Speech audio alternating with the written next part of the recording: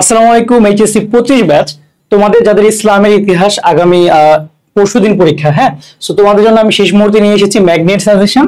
So অনেকে জিজ্ঞাসা করতেছিল যে ভাই ম্যাগনেট সাজেশন কেন, কারণ এই সাজেশন থেকে ইনশাআল্লাহ যেগুলো দিচ্ছি একদম ম্যাগনেট যেগুলো যেমন একদম আকর্ষণ করে না, সেরকম ভাবে ইনশাআল্লাহ কমন পড়ে যাবে। সো আসো শুরু করে দিই আমরা। সো প্রথমত আমাদের যে চ্যাপ্টারটা, যে ভারতে মুসলিম শাসন প্রতিষ্ঠা।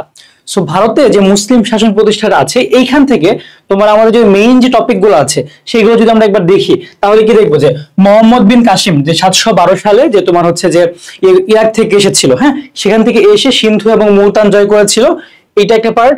তারপর সুলতান মাহমুদ, তোমরা সবাই সুলতান মাহমুদ নিয়ে শুনেছো, গজনি সুলতান মাহমুদ, সে কিন্তু 17 বার ভারতবর্ষে অভিযান পরিচালনা করেছিল।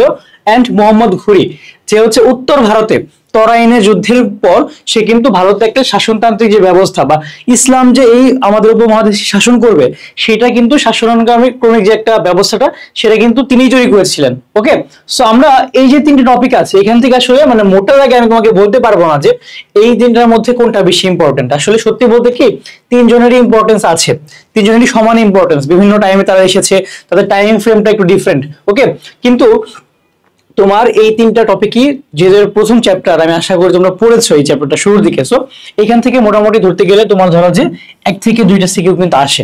সো এটা তোমার হচ্ছে মোহাম্মদ বিন কাসিম আসতে পারে, সুলতান মাহমুদও আসতে পারে, মোহাম্মদ ঘুরিও আসতে পারে। এখানে যে 1-2টা সিকিউ, আবার এমন না যে তোমার একটা সিকিউ ধরো যে মোহাম্মদ বিন কাসিমকে নিয়ে আসতেছে। সো তুমি যদি এই চ্যাপ্টারটা পড়ো, তোমার কিন্তু পুরোটাই পড়তে হবে, খুব বেশি আহামরি কঠিন কিছু না। তুমি জাস্ট মোহাম্মদ বিন কাসিম কেন এসেছিল, কিভাবে এসেছিল, কিভাবে জয় করলো, সুলতান মাহমুদ কেন ভারতে অভিযান পরিচালনা করেছিল 17 বার, মোহাম্মদ ঘুরির তরাইনের যুদ্ধগুলো, এবং তিনি যে উত্তর ভারতে একটা তোমার একটা যে শুরু করলো, হ্যাঁ, এখন থেকে ইসলামিক শাসনটা যে হবে তার জয়ের পরে। সো এখান থেকে মোটামুটি তুমি এগুলো পড়বা, প্লাস তাদের যে চরিত্র এবং কৃতিত্ব এই পার্টটা একটু পড়বা। সো তোমার জন্য আমার সাজেশন হচ্ছে যে তুমি গাইডে যাবা, এই তিনজনকে নিয়ে এই চ্যাপ্টারে আসা যত সিকিউ আছে তুমি একটু দেখে ফেলবে, এবং চরিত্র ও কৃতিত্ব কিভাবে এসেছে সেটাও তুমি দেখে ফেলতে পারো। ঠিক আছে, তাহলে কিন্তু এখান থেকে তুমি কমন পাবা। ওকে, আর আমরা যদি পরের চ্যাপ্টারে যাই, সেটা কি ভারতীয় উপমহাদেশে মুঘল শাসন প্রতিষ্ঠা। আচ্ছা, এখানে মুঘল শাসনের মধ্যে তুমি দেখবা যে আমাদের টপিক গুলো আছে অনেকজন মুঘল সম্রাট আছে, কিন্তু আমরা সবাইকে নিয়ে খুব বেশি পড়বো না। যারা হচ্ছে তুমি সারা বছর পড়াশোনা করো নাই, যারা একটু ফাঁকিবাজ, তাদের জন্য কি, যারা পড়াশোনা করেছো তারা তো অবশ্যই সব পড়বা, বাট কিছু টপিক আছে তুমি ভালো মতো পড়তে পারো। এই চ্যাপ্টার থেকে মোটামুটি 2টা সিকিউ তো আসবেই, 3টাও আসতে পারে। ঠিক আছে, বাট 2টা মোটামুটি শিওর একদম। তো দেখো এখানে ইম্পর্টেন্ট, সবচেয়ে ইম্পর্টেন্ট 3জন মুঘল সম্রাট, তারা কারা? বাবর, আকবর এবং শাহজাহান। মোটামুটি ধরো যে এই 3জনকে নিয়ে যদি তুমি পড়ো, বাবরকে নিয়ে একদম ডিটেলসে পড়বা। সে হচ্ছে যে তোমার কোথা থেকে আসলো, কিভাবে আসলো, সে পানিপথের যে যুদ্ধটা হইলো প্রথম যুদ্ধ, সেখানে ইব্রাহিম লোদিকে হারালো। আকবর বাবা মারা যাওয়ার পরে সে হচ্ছে ক্ষমতায় আসলো, তার বাবাকে ছিল হুমায়ুন, তারপর সে হচ্ছে তার বৈরাম খা ছিল তার সাথে। তারপর যে তোমার পানিপথে দ্বিতীয় যুদ্ধ হিমুর সাথে হয়েছিল, বৈরাম খার সাথে এবং হিমুর সাথে আকবরের সেনাপতি। হ্যাঁ, সো এইভাবে এটা পড়বা। তারপর শাহজাহানের কাহিনীটা একটু দেখবা, সে কিভাবে তাজমহল তৈরি করলো। সো এইভাবে তোমার মোটামুটি এই যে 3জন আছে, এই 3জন থেকে মোটামুটি 2টা সিকিউ কিন্তু আসে। ওকে, এক্ষেত্রেও সেম কথা, এক্ষেত্রে কিন্তু সিডিতে কিন্তু মিলিয়ে দিতে পারে, চান্স আছে একটা। ওকে, আরেকটা এই চ্যাপ্টার থেকে আসে, সেটা হচ্ছে কি যে আওরঙ্গজেব, যে তোমার মোটামুটি বলতে পারো যে সর্বশেষ যে তোমার শক্তিশালী মুঘল সম্রাট আওরঙ্গজেব। এই আওরঙ্গজেবের যে শাসনটা, সে কিভাবে তো বিস্তার করলো, এবং তারপর থেকে যে একটা পতন, মুঘল সাম্রাজ্যের যে পতন হবে সেটা নিশ্চিত হলো কি তারপর থেকে, এবং তার কারণ ও ফলাফল। ওকে, এই জিনিসগুলো একটু দেখবা, এইটা নিয়ে মোটামুটি একটা সিকিউ কিন্তু আসে।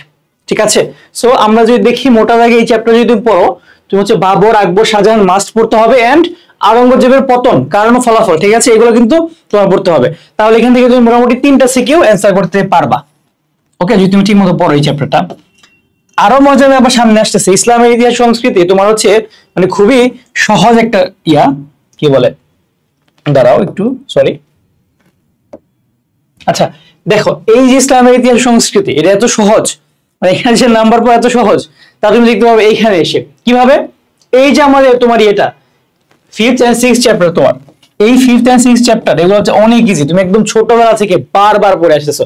সো তোমাদেরকে আমি প্রথমেই বলবো, তোমরা সবার আগে এই 5th আর 6th চ্যাপ্টার থেকে যে 5টা বা 6টা সিকিউ আসবে মোটামুটি, এইগুলোকে তুমি একদম খেয়ে ফেলবা একদম ভালো মতো টপিক ধরে ধরে। এই 2টা চ্যাপ্টারের নাম কি? বাংলার ইতিহাস, স্বাধীন ও সার্বভৌম বাংলাদেশের অভ্যুদয়। এই যে তোমার 2টা চ্যাপ্টার, এখানে সবচেয়ে ইম্পর্টেন্ট টপিক গুলোকে আমি তোমার লিখেছি একসাথে। এখানে তোমাকে আমি কোনো এক্সট্রা টপিক দিব না আলাদা করে। কেন দিব না? কারণ এখানে যে টপিক গুলো আছে এগুলো তুমি ছোটবেলা থেকে পড়ে আসছো। তোমাকে আমি বলবো তুমি যাতে এই দুইটা চ্যাপ্টার থেকে যদি তুমি যে 5টা সিকিউ আসবে মোটামুটি, সেই 5টা যদি অ্যান্সার করে ফেলতে পারো, তার মানে আগে যে দুটো চ্যাপ্টার সেখান থেকে একটা পড়লে কিন্তু তোমার হয়ে যাচ্ছে, একদম শিওর। সো তোমার এই চ্যাপ্টারটা একদম ফুল পড়তে হয় ভালো মতো। কি পড়বা? এই যে ভাষা আন্দোলন, তোমার পাকিস্তান তখন একটা নতুন দেশ হয়েছে, সেই দেশের যে তোমার পূর্ব পাকিস্তান, সেখানে 56% জনগণ, সেই 56% জনগণের মুখের ভাষা বাংলা, কিন্তু হুট করে বলা হলো Urdu and only Urdu shall be the state language of Pakistan. Why? So তারপরে একটা যে আমাদের আন্দোলন, ভাষা আন্দোলন, এই ভাষা আন্দোলন কি করেছে? বাঙালি জাতীয়তাবাদীর অন্বেষণ করেছে, ঠিক আছে।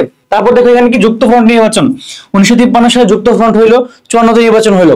এই নির্বাচনে কি কি হইলো? যুক্ত ফ্রন্টের 21 দফা, প্রথম দফা কি একটু দেখবা। 6 দফা বাংলার মুক্তি দাবি, charter of emancipation of the Bengalese. Okay, so এখানে 6 দফাটা কি, এটার সাথে ম্যাগনা কার্টার সম্পর্ক কি, এগুলো একটু দেখবা। তারপরে আগরতলা ষড়যন্ত্র মামলা, শেখ মুজিব বনাম স্টেট, ঠিক আছে।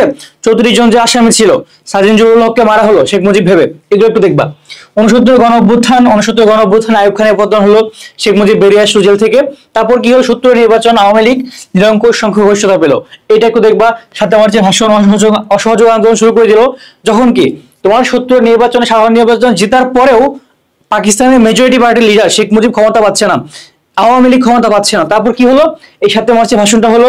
তারপর কি এইটার জের ধরে কি হলো? 25 মার্চ গণহত্যা, কালোরাত্রি। এরপর কি মুজিবনগর সরকার হলো কি 10 এপ্রিল, 17 এপ্রিল, কোনটাতে কি হলো একটু দেখবা। একটা ফরমেশন হয়েছে, একটা শপথ গ্রহণ করলো। তারপর কি হলো?